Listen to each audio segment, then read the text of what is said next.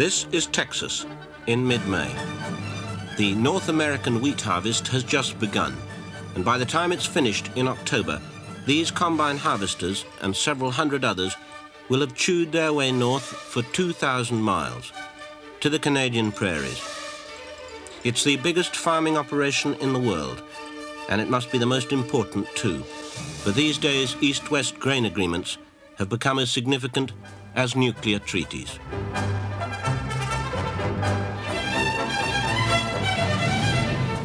As the Texas green ripens to yellow, combine crews, they call themselves contract or custom cutters, converge from every wheat state in the West, from Montana and the Dakotas, from Wyoming and Nebraska, from Kansas and Colorado. Rumbling down from Oklahoma comes a convoy of 20 vehicles, trucks, combines, pickups, caravans. The boss, the owner of the whole circus, is Dale Starks. He first made this journey 27 years ago with a bank loan and one second-hand combine. He's been coming back every year ever since. Today, Dale Starks owns 9 combines, and they'll be contract cutting for the next 7 months. 5 on wheat, 2 on maize.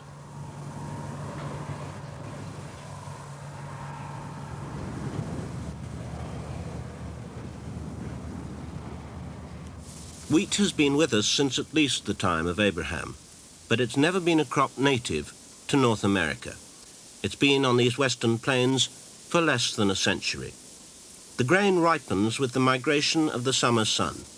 The ripening heat creeps northward at an average rate of 12 miles a day, an archipelago of wheat from Texas to Canada.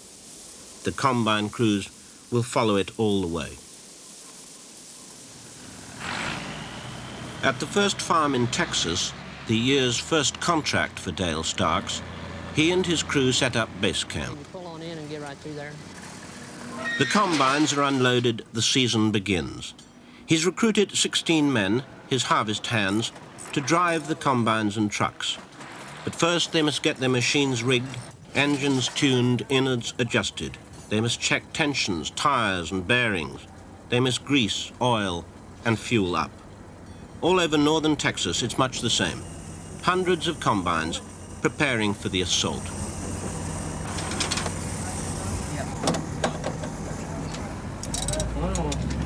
Wait a second.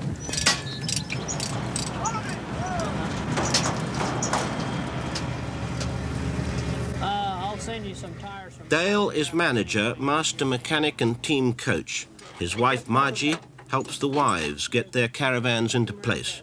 She deals with the domestic details, Dale with the mechanical. Yeah, I told you to come over, but you wouldn't do it. Back off. 70 twin screw, you want an air compressor belt. Yeah, and bring an extra power steering pump drive belt. A few of the men are old hands at the work, but many of them are only 18 or 19 years old and have never driven a combine before. Some are here for the money.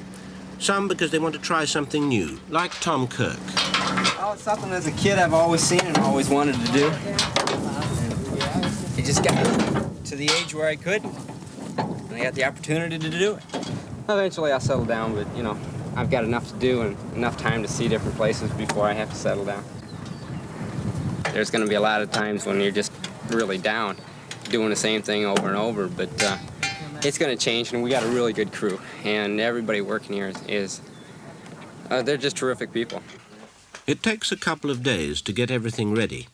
Only then is the time for a relaxed meal in Dale and Margie's trailer home, before the real work begins tomorrow. Tony should be here just at a time. Every January, Dale advertises for his crew. They come from all over, cities, farms, factories, colleges. There's Tom, Rich, Chuck, Gary, Clyde, Kokomo, and Leroy. Some are married to Tina and Kathy, Barbara and Darlene. Only at meals did we ever see Dale without his Stetson. The next morning, the real work, cutting, begins. These machines weigh 10 tons. They cost £23,000 apiece, have automatic gears, power steering, two-way radio, and air-conditioned cabs. Each combine can harvest enough wheat in 1 hour to keep the average four-person family inbred for 40 years. The experienced hands lead the way.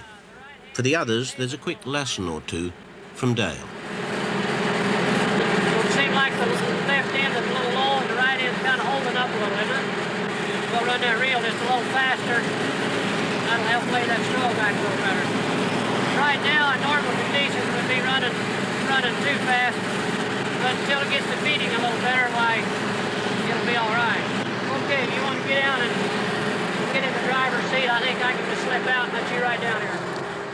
Richard Resley's last job was in a wire factory. He's never handled a combine before. Now, see your drill rows to keep from what we call overdriving. See that spider right there in front of you? Yeah. They must learn quickly and well. An accident, a combine with, say, a large stone caught in its guts, can be out of action for days. So in selecting his crew, Dale's got to be something of a psychologist. You just interview enough people that you get them down to what you think you got a good enough material to start with is about what it amounts to. We don't worry too much about him. I take a green operator and I might ride around the field one time for him, and if he's kind of wanting to do it, we don't run into too many problems. You got to get out there and be able to operate it without thinking about what you're doing, and then you can come near operating it. You take a beginner, he's all tense, and if he watches his height, it's kind of hard for him to drive. And if he watches his driving, it's hard for him to watch his height. It's hard for him to think about 3 or 4 things all at the same time. The West is a country of sudden summer storms, which in a few minutes can wipe out a small fortune in standing grain. So a farmer with thousands of acres of wheat wants it harvested the moment it's ready. But few farmers can afford the large fleets of combines they'd need to do the job themselves. Hence, contract cutting. In those first few days, the new hands like Richard wonder if they'll stick the pace. Will Dale stick them? Well, the only way that he'll get rid of me is tell me to leave. You know, I'm not going to leave on my own.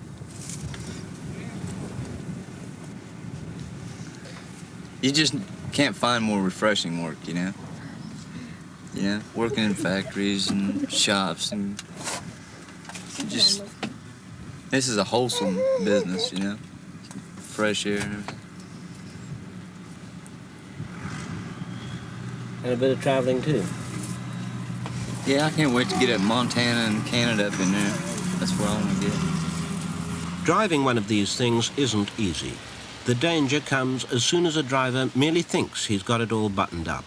It only takes a moment of overconfidence. By the very first evening, 2 of the combines are out of action. One driver, swinging too wide on a corner, buckles his cutting bar on a concrete post. And right alongside, another driver has got his problems, young Tom.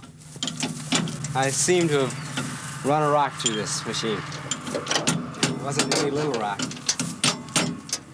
And when you run rocks through the machine, there's certain parts that aren't built to take it. Well, I'm going to hear about it for the next couple of days, starting right about now.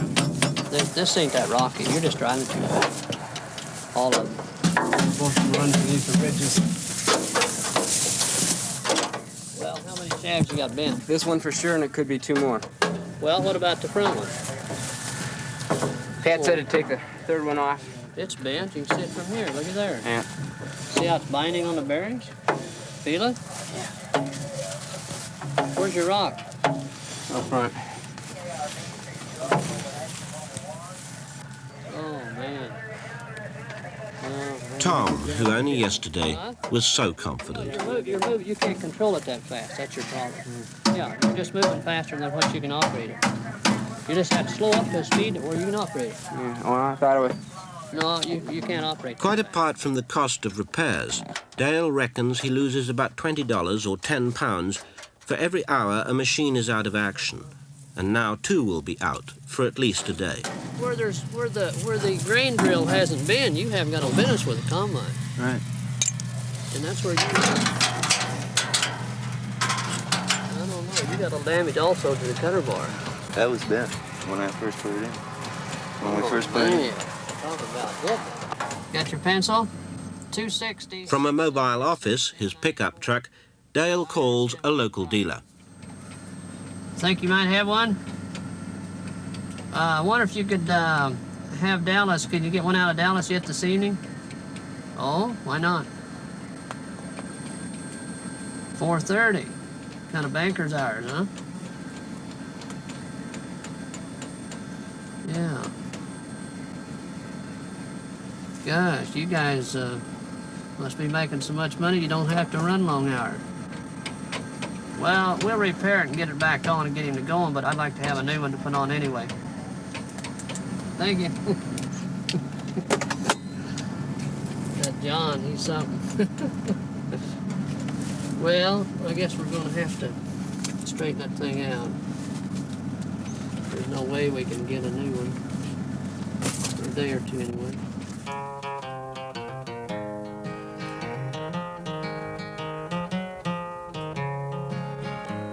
I've got a reel that's broken, boys, the boss he did inquire. But we didn't stop for a new one, boys, we used some baling wire and we patched it. We roll these combines on. We'll roll 'em until midnight, boys, and roll 'em until dawn. If it don't get damp tonight, boys, we'll keep a plugging on, just keep it moving. We roll these combines on. I'll roll this damned old combine, boys, from Texas to Dakota. And if the harvest's good, boys, I'll roll her even further to Montana. We roll these combines on. Put one up, Chuck, so we can get you on the go.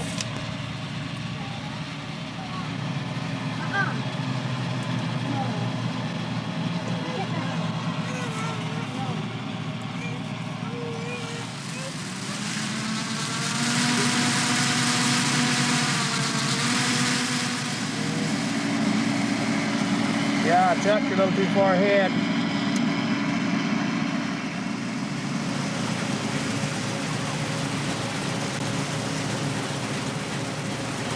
By June, the noon temperatures are into the high 90s. Advancing north along a 400-mile front are the combines. The Massey Fergusons, the John Deeres, the Alice Chalmers, the Cases, the New Hollands, the Whites, the Internationals. Thousands of combines slowly churning their way north. By now, the heat and the hours, anything up to 18 hours a day, are beginning to tell. Oh, my lady lives down on the fork of a river. The combines keep moving and I miss her so.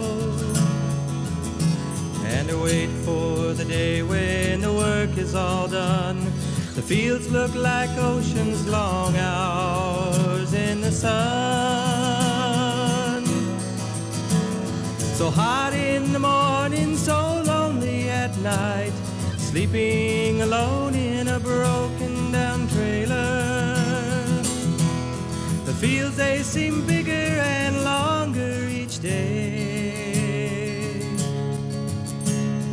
Soon I will see you, I'll see you again.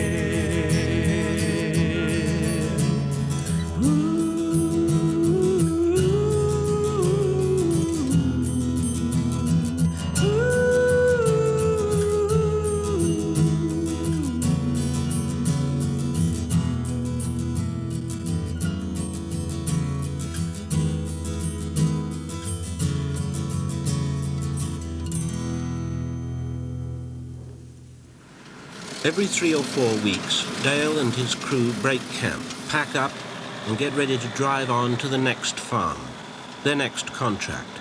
And that's another 300 or 400 miles to the north. Right there. Whoa. Got it back. Whoa, right there.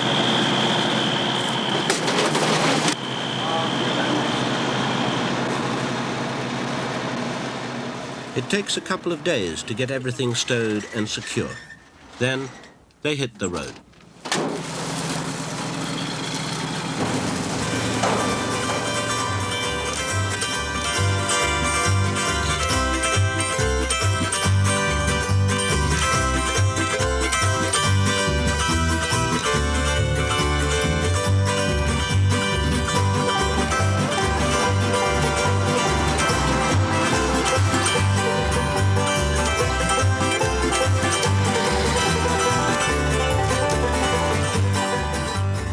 Margie, Dale's wife, is secretary, accountant, chief cook, and proxy mother to the young bachelors.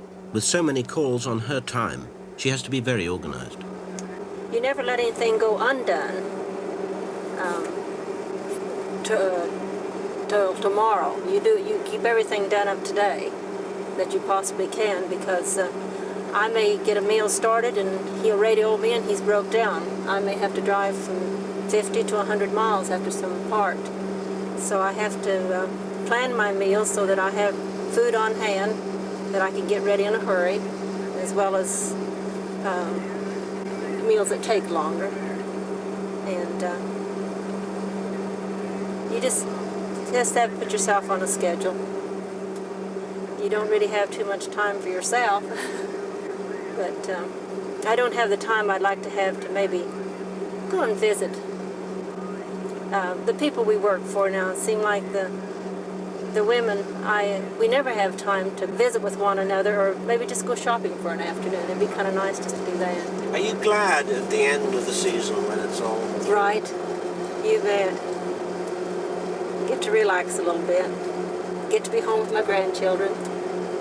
Spoil them.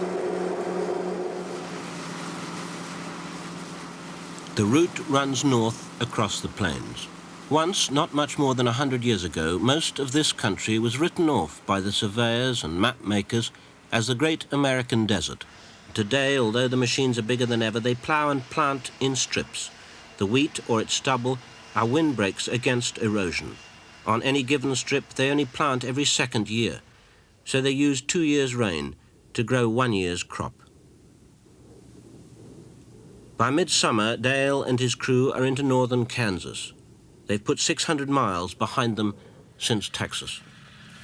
1 to 8, Terry, do you read? Mobile 8, do you read? You need to bring your truck on down here. They're cutting over here on the north side now. Hey, we're trying to get hold of you. Ask you where you want us to take them to. Yeah, just move on over here. How much of a load have you got on? 2 or 3 more combines at least. Yeah, well, come on over here and get in this center aisle here and go east and be ready to pick them up on the go. Some of the farms are so big that Dale has to divide his crew. He may drive 100 miles a day, just commuting between one team of combines and the other.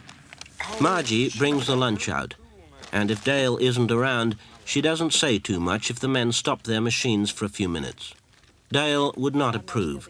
With him, you take your lunch on the go. But Margie's more concerned with your digestion. Monday or Tuesday. You're ready for some lunch? You ready for another one, David?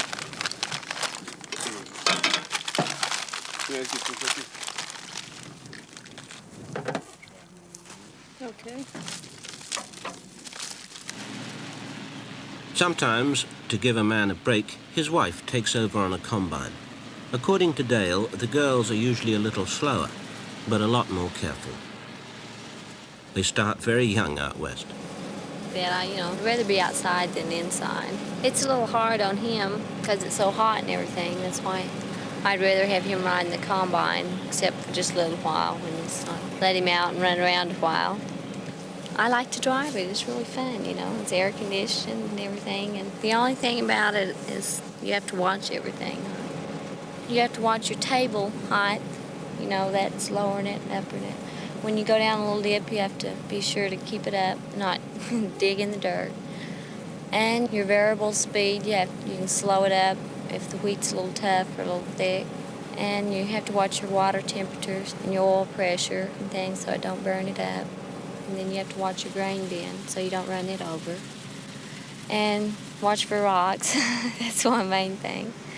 But after you do it a while, it becomes more natural. And you have to change your sickles and your sections. You have to grease it and diesel it up.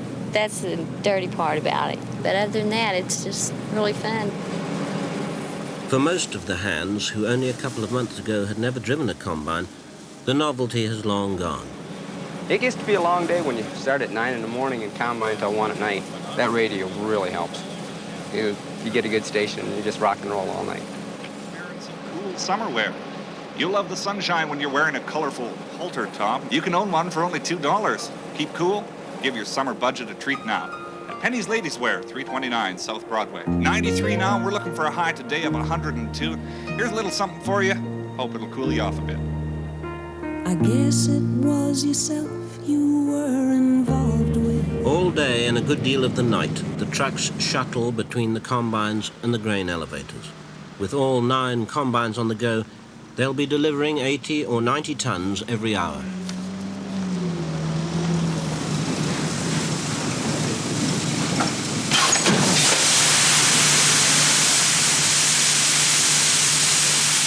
From the elevators, the wheat starts its journey to Kansas City, or Calcutta, Chicago, Leningrad, or Liverpool.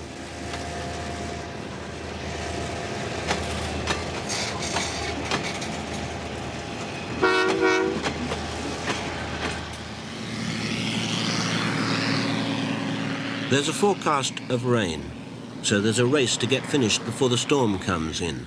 You can't cut wet straw, you can't store damp grain, but if it keeps dry, you can cut all night.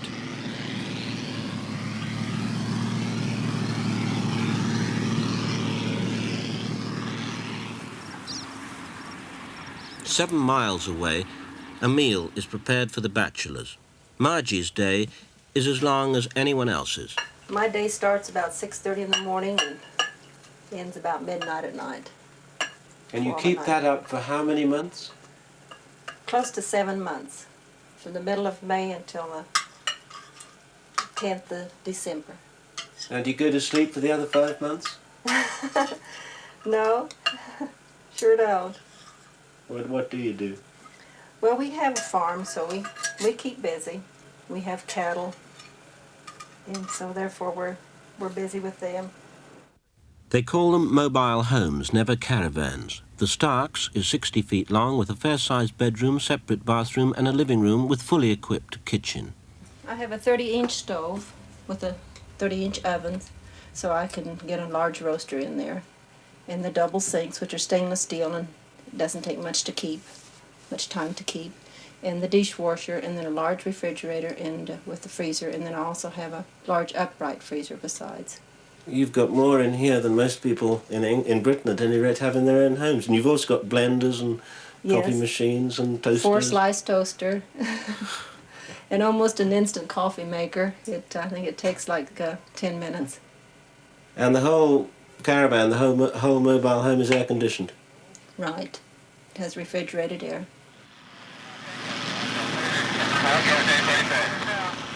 The evening storm just missed them, so tonight they'll be able to cut until Dale decides to call a halt, and that may not be much before 2 a.m.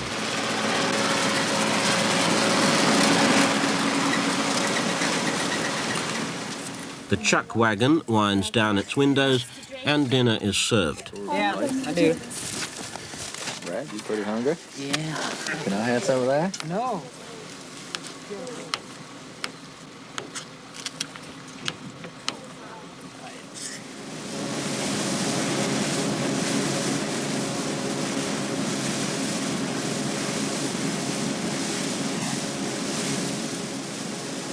I need a truck up here back. My bin's running over. I'm at the southeast corner. It's a long night. Dale wants to get finished, packed up, and on the road again to the next contract. This is the longest haul of the season, a 4-day drive north to Montana, by road nearly 900 miles.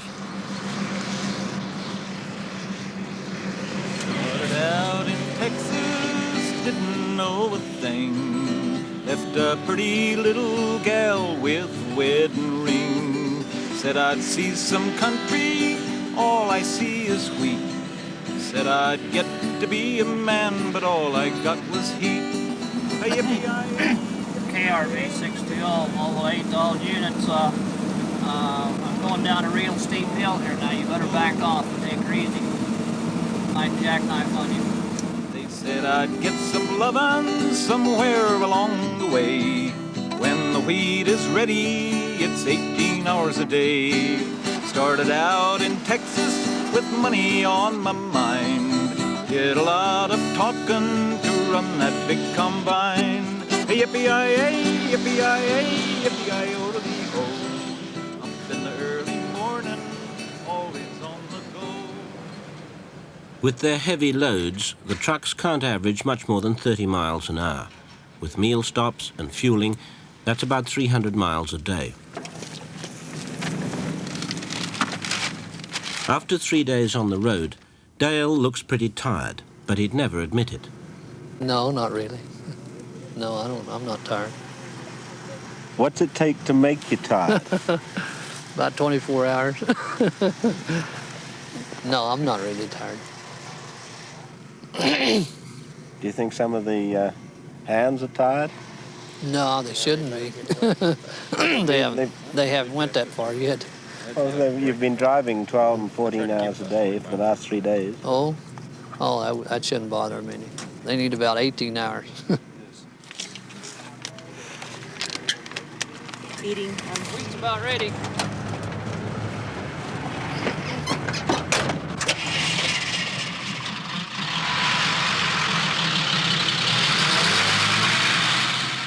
Getting pretty tired, morale is getting down. Be glad when it's all over and getting back to town.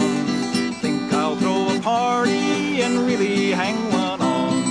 Then go back to Texas, that's where I belong. Oh, yippee-yi-yay, yippee-yi-yay. The last truck is often 3 or 4 miles behind Dale in the lead.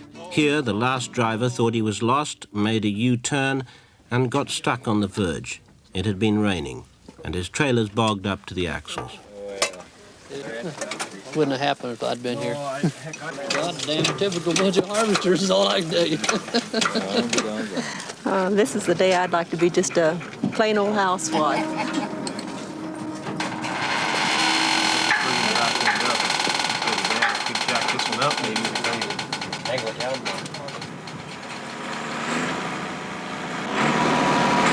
By now, getting the combines off their trailers, rigged and ready to go, is a smooth, familiar operation. They're off and cutting within a few hours of pulling into the Montana farm.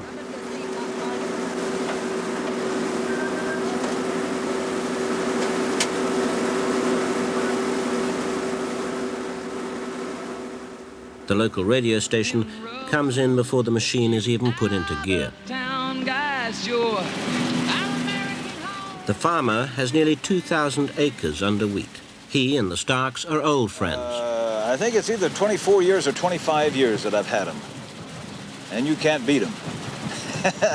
They're the cream of the cutters, and I'm mighty glad to get them. They're a little bit more particular than the average cutter, and they do me a real good job. When you say particular, in what way? Well, they cut low, they cut just the way I want it cut. And they do a good job of separating the straw from the wheat. He hires pretty good help, and I really appreciate this. Of course, being kind of fussy myself, and I know that he is, why it makes a big difference. They're fine folks, real fine people. I'm just even proud to know them.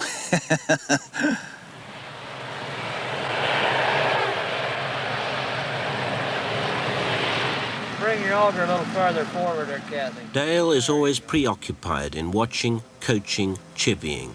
His horizon is immediate, the hydraulics on some combine which are playing up, the weather, today's cut acreage.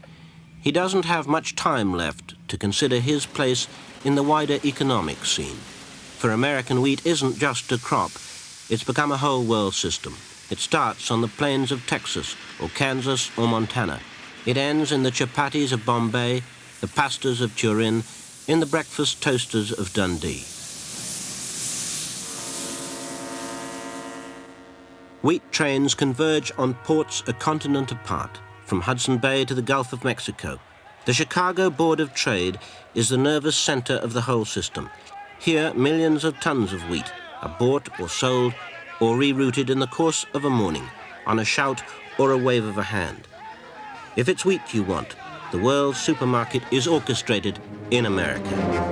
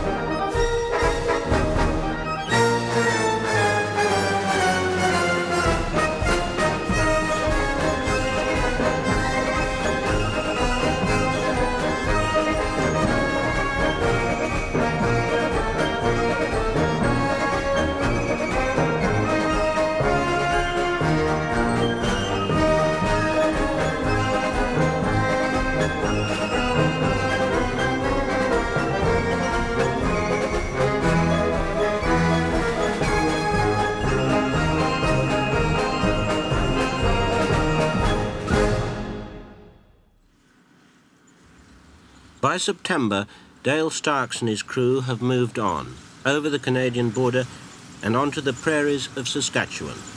Here, the country is bigger, wider, emptier than ever. This far north, the first frosts come early, and so the system of harvesting is rather different. The farmers are out before the combines even arrive. They cut the crop before it's mature. Once it's cut, it'll go on ripening on the ground, but for some reason, early frosts won't damage it. This particular crop isn't wheat. Believe it or not, it's canary seed. The budgies and canaries of New York City, or London for that matter, get through a railroad wagon full of birdseed every day. Once the crop has ripened on the ground, the combines arrive with special pickup gadgets up front. Like vacuum cleaners, they drone along the windrows, and their metallic digestive systems do the rest. By now, the crew is running short-handed, so Margie takes over on one of the machines.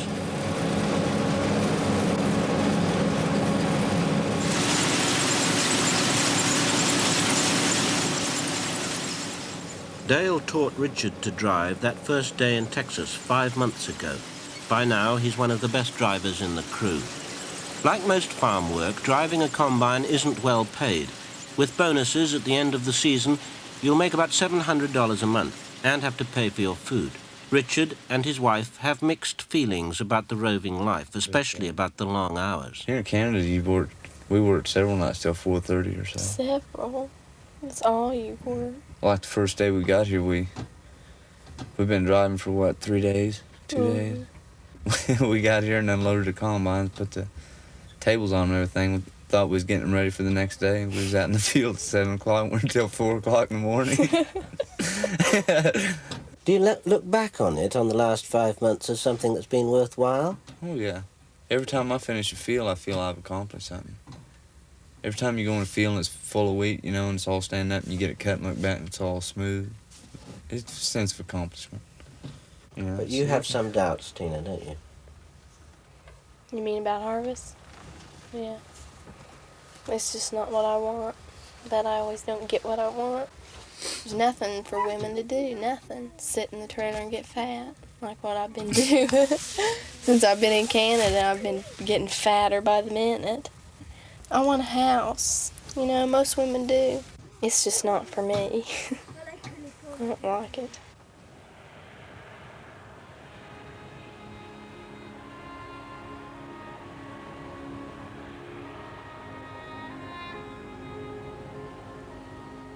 In the shortening days of the prairie autumn, it's always a race to stay ahead of the weather, the coming cold.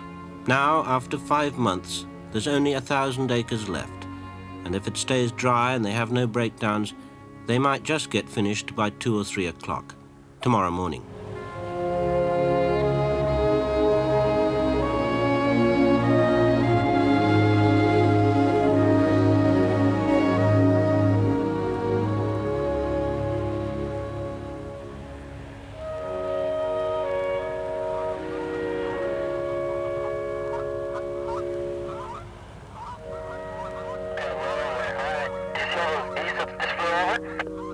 There's a bunch of them, isn't there?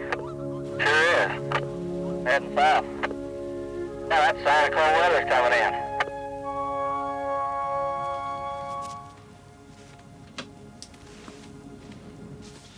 The cold weather did move in.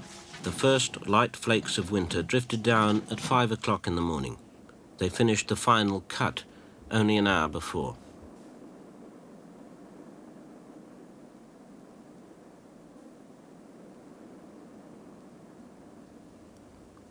For once, they sleep late, then load the combines for the last time.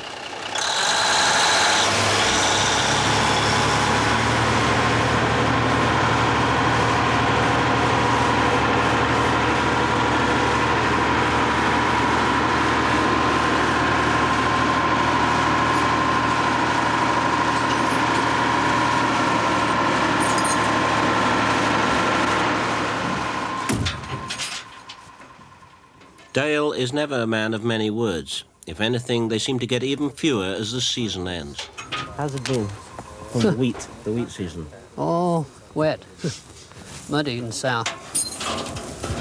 Not as good as you'd have hoped. No, we're we're way down on acres. We're way down on acres. Yeah. And at the end of 5 months, that's really all he had to say. And Margie, she longs to get home, but she'll be back again. Oh, I suppose so. He keeps telling me every year, just 2 more years, and that was about 10 years ago he started telling me that. I think it kind of gets in your blood. You're kind of like gypsies.